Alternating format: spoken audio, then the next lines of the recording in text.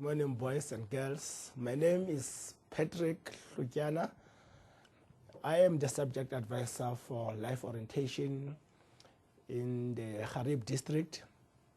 And today I'm going to address you on a very important topic. This topic affects us all at school. Even sometimes it affects us at home. But today, we are going only to focus in the school environment. This topic has caused us harm.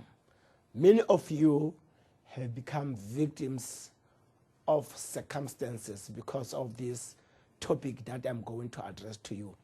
It is so painful that some of you might realize that even if they were perpetrators, today my wish is that they should realize that they should stop, because whatever that they will be doing or what they've been doing to other children has caused them harm. Now, my topic today is bullying. Wow, I can see some of you are even shrinking when I mention the word bullying. And suddenly something comes into your mind to say, now I remember one of our learners, one of our classmates was a victim of bullying. Or, so to say, so-and-so is a bully. Whatever the case may be, let us talk about it. Bullying, without being specific to anyone else. But let's address bullying as it comes to us now. Now, the first question that we need to ask ourselves is, what is bullying? Bullying is unwanted, aggressive behavior among school-aged children that involves a real or perceived power imbalances. You know, when I started to mention the word unwanted, it goes without saying that bullying is not wanted. This action is not tolerated, because the explanation says it's an unwanted one, to aggressive behavior among school-aged children that involves a real or perceived power imbalances. Now, this behavior is repeated, or it has the potential to be repeated over time. Both kids who are bullied and who bully others may have serious, lasting problems. You see, this behavior is repeated. In other words, the more it happens, the more someone gets hurt over and over and over again. And it says the consequences of this is that it has serious, lasting problems, which I don't think you were brought to school to experience lasting problems. The reason you are at school is that you should be experiencing lasting solutions, not somebody to cause you lasting problems. Now, this is what bullying does. It causes others to encounter very serious, lasting problems. Now, in order to be considered bullying, the behavior must be aggressive. If something is aggressive, in other words, it is done with a force, with a power, and with the intention to cause pain. Now, for you to be considered a bully, the behavior must be aggressive, and it includes the following. One, the imbalance of power. In other words, a bully and someone who is bullied, their power is not on equal basis. There is an imbalance of power. In other words, a kids who bully use their power, such as physical strength, access to embarrassing information, or popularity to control or harm others. You know, this imbalance, the one who has this physical strength, he or she uses their power to control or harm others. How bad it is to harm other children. When their parents send them to school for education, and here comes a boy or a girl who uses his physical strength to control or to harm others. That is unacceptable. 2, repetition. Bullying behaviors happen more than once or have the potential to happen more than once. In other words, bullies enjoy hurting other children. It happens repeatedly, so now and then somebody gets hurt physically, mentally, or emotionally. Now, the common characteristic of bullying is that it happens repeatedly, so it has an element of repetition. Again, bullying includes actions such as making threats, spreading rumors, attacking someone physically or verbally, and excluding someone from a group on purpose. That means if we are threatening one another, or if we are threatening one of your classmates, you are bullying him or her to say, you know, after school, it's you and me. I'm going to get you. That is threat. It falls under bullying. Spreading rumors. You know, spreading rumors through the school, in the school corridors, in the classroom about other children. And rumors goes without saying that they tantamount to lies. You are hating a particular learner. You are hating your schoolmate. That is bullying. Attacking someone physically or verbally. This always happens, that you are always fighting each other, fighting this young girl, fighting this young boy. That is bullying. Lastly, excluding someone from a group on purpose. You know, during your break time, when you are enjoying your lunch, and then one of your friends intends to join you because it's lunchtime, you deliberately exclude him or her from a group on purpose. You are bullying that learner. It falls under bullying. Now, we've got different types of bullying. 1, there is what we call verbal bullying. Now, what is verbal bullying? Verbal bullying is saying or writing mean things. In other words, it includes 1, teasing. When you are teasing a learner, name calling another learner by names, inappropriate sexual comments, particularly in this case, girls are always the victims.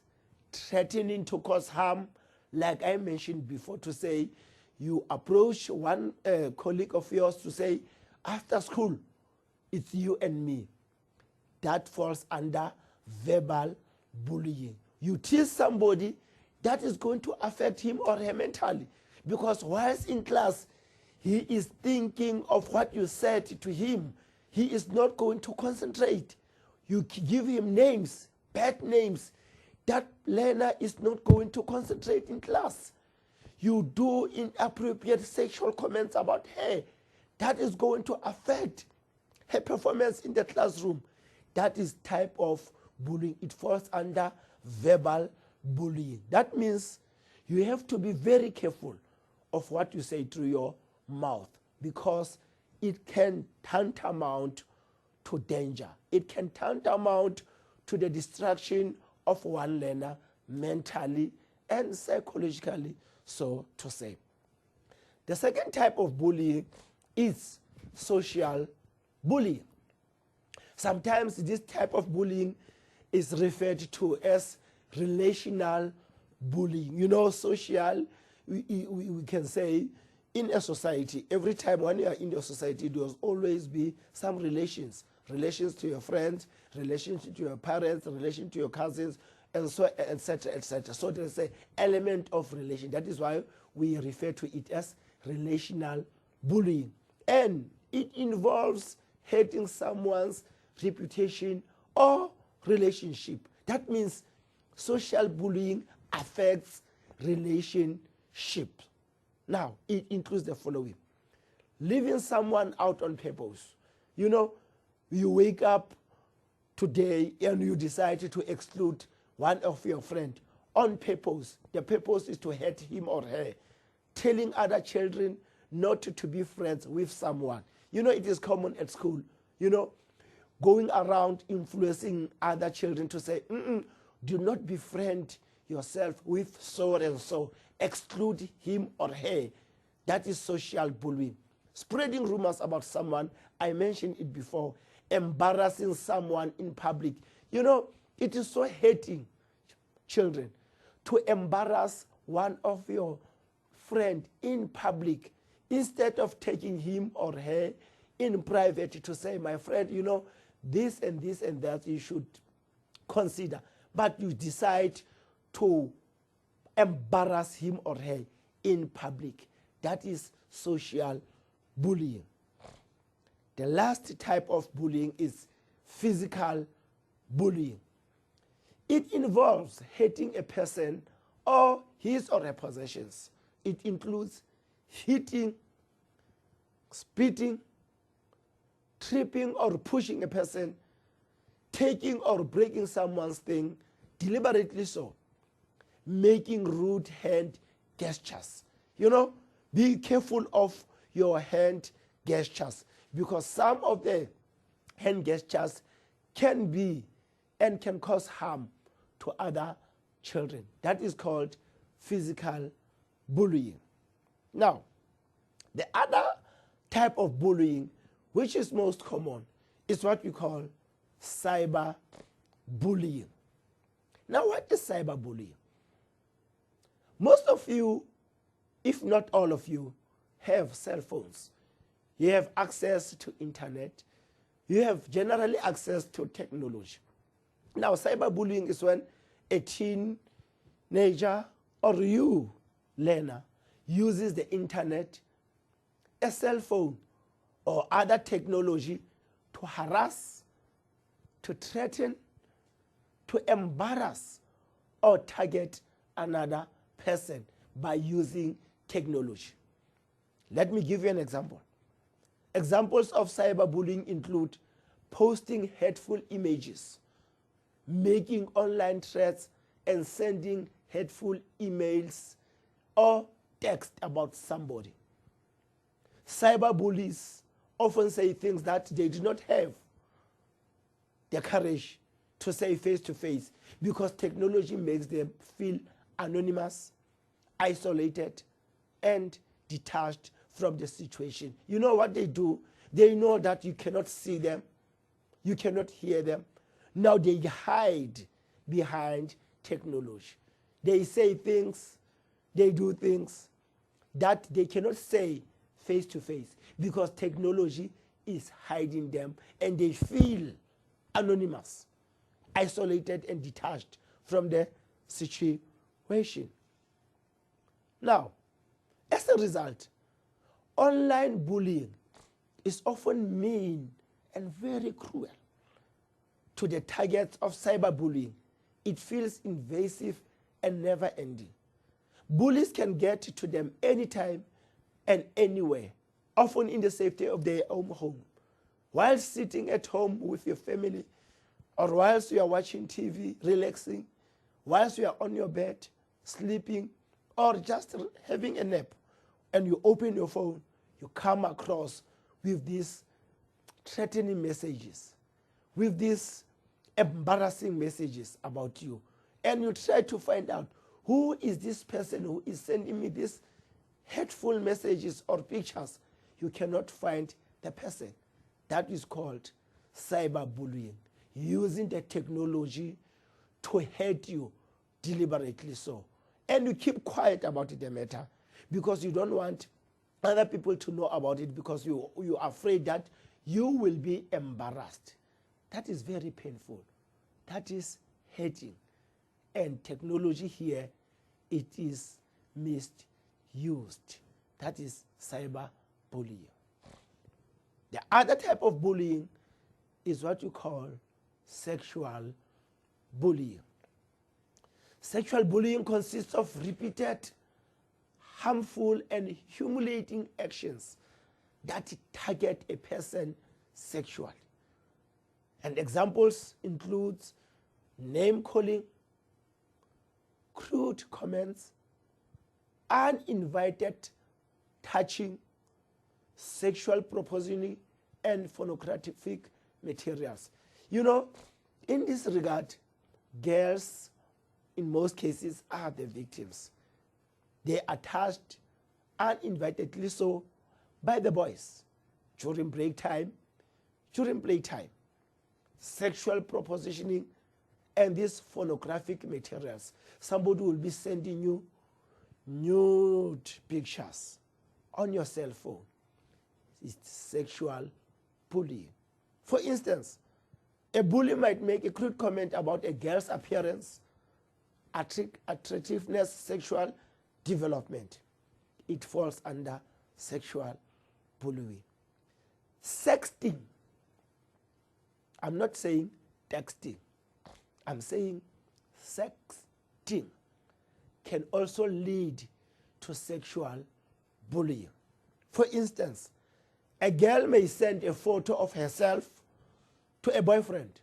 You know, whilst you are happy with your boyfriend, you decide to send your boyfriend your photo.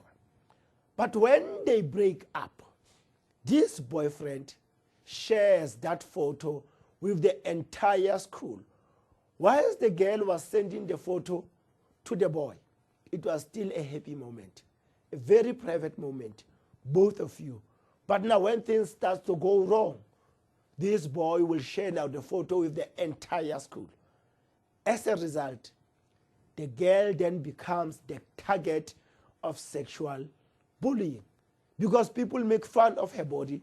Everybody shall have seen now the body in the picture, call her names, and make her vulgar comments about her. Now, some boys may even see this as an open invitation to propositioning her or assault her. You know, because now this boyfriend has exposed the girlfriend to the entire school through technology. Now, everybody, particularly the boys, will see this girl as a target, as an easy target. They will start making some moves towards her. They will start calling her names. They will start making fun of her body, because sometimes her boyfriend exposed the picture to the entire school. That is called sexting, and it tantamounts to sexual bullying. Now, let us ask ourselves this important question: where and when bullying happens? Do we have a specific place where bullying takes place? Do we have a specific time where bullying takes place? The answer is big no.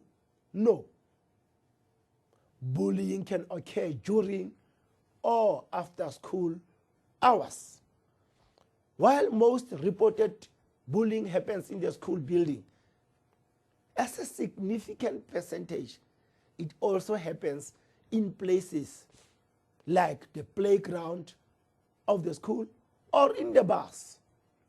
It happens traveling to school or from school. That means anytime, anywhere, bullying happens. Now, frequency of bullying. The statistics shows that 28% of students nationwide in grades 6 to 12 experience bullying. Also, in the 2013 Youth Risk Behavior Surveillance shows that 20% of students in grade 9 to 12 experience bullying. It's a shock to realize how many children are affected by bullying on everyday lives? Now, there are risk factors, of course. No single factor puts a child at risk of being bullying others. No single factor. I repeat, no single factor puts a child at risk of being bullied others. That means bullying can happen anywhere in the cities, suburbs, or rural towns. In other words, there's no safety place. There's no go area for bullying. It is everywhere, and it happens at any given time. Depending on the environment, some groups such as lesbian, gay, bisexual, or transgender youth within disabilities, and socially isolated youth may be at an increased risk of being bullied. But this depends on the type of environment.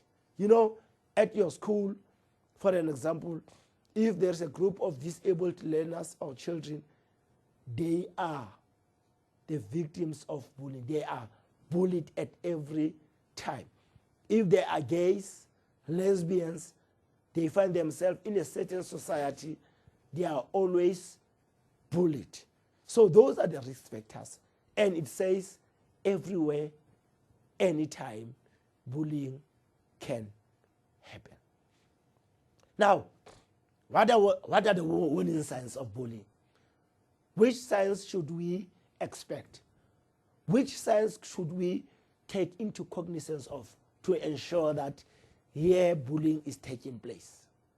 There are many warning signs that may indicate that someone is affected by bullying, either being bullied or bullying others. And it is very important to note that recognizing the warning sign is an important first step in taking action against bullying. In other words, firstly, you have to recognize this warning sign. And then after that, you must take action against bullying. Not all children who are bullied or who are bullying others ask for help. You know, children, you keep quiet when you are bullied. And you bullies, you also keep quiet. You don't report. Also the bullied ones, they keep it a secret, whilst this thing is eating them inside day in, day out. You don't even report it to the teachers. You don't report to your immediate supervisors. You don't report it to other learners. You don't report it to your parents. You keep it quiet. It eats you day in, day out. So most children who are bullied and who are bullying others, they don't ask for help. Now, what are the effects of bullying? Bullying affects everyone. Those who are bullied, they are affected. Those who bully others are affected.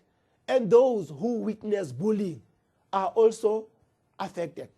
You know, in other words, three parties here are negatively affected. The bullies don't enjoy it, even if they enjoy it, but they are affected. The bullied ones, they are the most affected ones. And those who are witnessing bullying, in other words, those who are watching, the bystanders, they are also affected by bullying. So bullying is linked to many negative outcomes, including impacts on mental health. If you are bullied, your mental health is affected. If you are bullying others, your mental health is affected. If you are witnessing bullying, your mental health is affected. Bullying also leads to substance use and suicide. There are many cases where learners, where children have killed themselves, have committed suicide because they've been keeping this as a secret for their entire lives. While they are sleeping, whilst they are studying, while they are walking in the park, This thing is eating them until they find that they cannot take it anymore. They decide to take their own lives.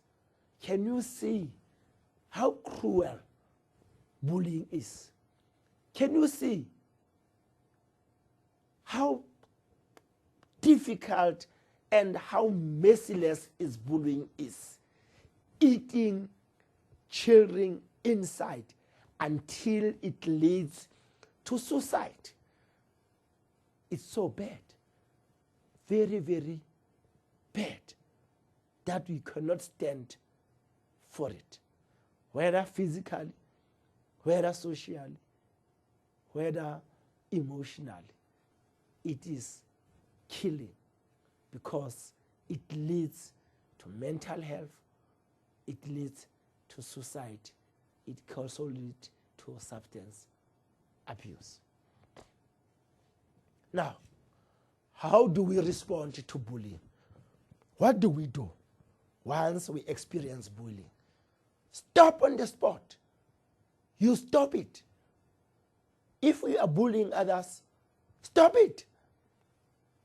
Don't continue doing it. Nobody deserves to be bullied. Nobody deserves to be hurt emotionally. Nobody deserves to be hurt physically.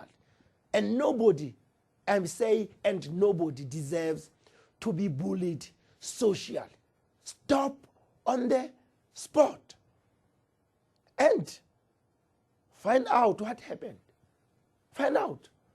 If somebody comes to you, if one learner comes to you and say, I have been bullied, find out what happened. Support the kid or kids who are involved. Here, I'm not referring to the victim alone. I am also referring to the perpetrator. Support him or her. Find out why is he or she continuing to bully other children. There could be something that is disturbing this learner. Help him or her. Also, help the victim. Be more than a bystander. Don't fold your arms and watch the movie. No. Be more than a bystander. Be involved. Stop on the spot and get help now. If it needs a professional help, let it be. Stand up. Don't be a bystander. Assist. Save someone's life. And I mean both of them. The victim and the perpetrator. They need help as soon as possible. That is how we can respond to bullying. Now, before I conclude, let me ask you this question. Have you ever been bullied? If yes, what did you do?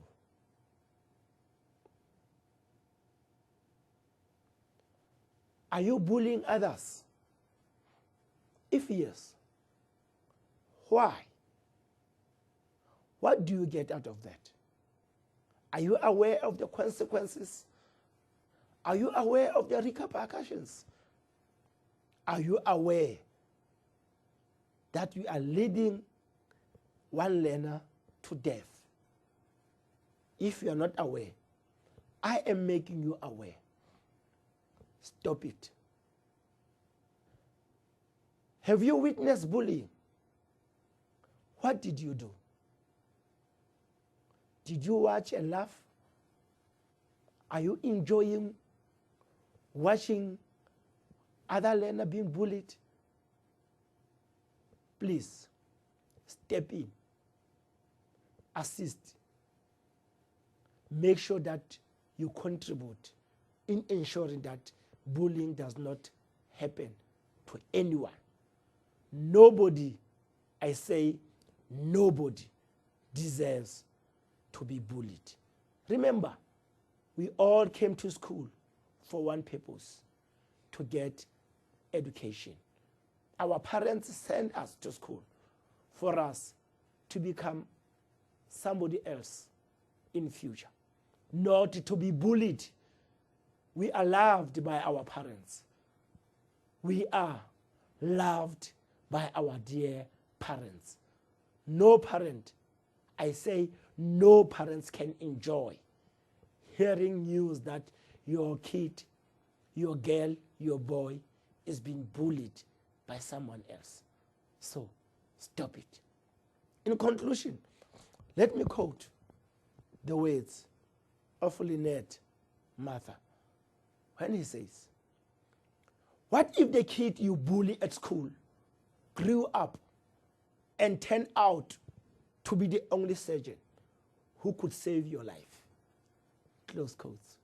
What it means is that whilst you are bullying that little boy, whilst you are bullying that little girl, what if when he or she grew up, he or she turned out to be the only surgeon who could save your life?